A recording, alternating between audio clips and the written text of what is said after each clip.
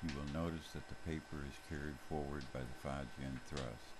As the angle of the paper is increased, the air behind the paper slips out of the way, decreasing the resistance to the thrust. In order to have enough resistance to support the thrust velocity through the paper, the velocity must be exceptionally high with a short burst of energy. The time interval from the first contact through penetration must be extremely short. Fajin is a high velocity force with a short burst of energy.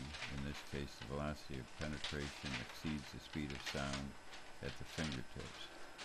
The resistance is enough to stop the forward movement of the paper, allowing the force to penetrate. The crack of a whip is caused by this acceleration past the sound barrier. In fajin, there is a momentary acceleration of the fingertips that is caused by the accumulation of internal and external forces. It is this force that accounts for the puncture in the paper. The force is generated by rotational and straight line movements that are spirally produced.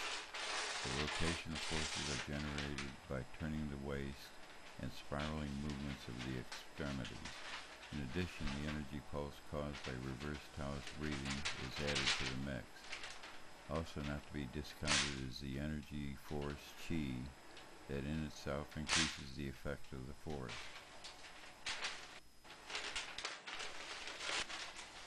If you held both ends of the paper, it takes very little force to penetrate the paper. It is the rapid loss of resistance to the penetrating force that is the problem. If the resistance was at a maximum with the paper held only at one end, the velocity must be very high to compensate for any immediate decrease.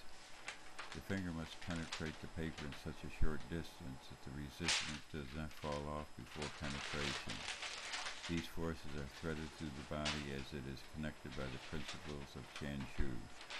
This is silk drilling, that is, the deliberate use of the tendons, ligaments, and fascia of the body that provides a conduit for accumulated force by connecting all joints into one continuous whole. The body serves as a transducer to carry the pulse across all mediums, flesh, bone, water, ligaments, tendons, and fascia, to be delivered to the target.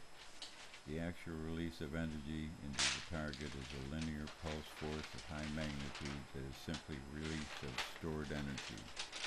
Fajin is the storage and release of accumulated stored energy. Fajin is used to deliver a pulse of energy qi to the musculature of the body that causes a spasm of the affected muscles. It is also used to deliver force to the TCM pressure points, commonly called dimmak. The force is so penetrating that the angle of strike and penetration, etc., it is not important. You should take note of the fact that there is very little movement of the hand and the elbow is bent with the delivery of the strike. Within the yang style, the energy is primarily from stored internal energy, and therefore there is very little bodily movement. Because the paper is moving away from the strike, it results in an elongated tear in the paper beginning at the point of penetration.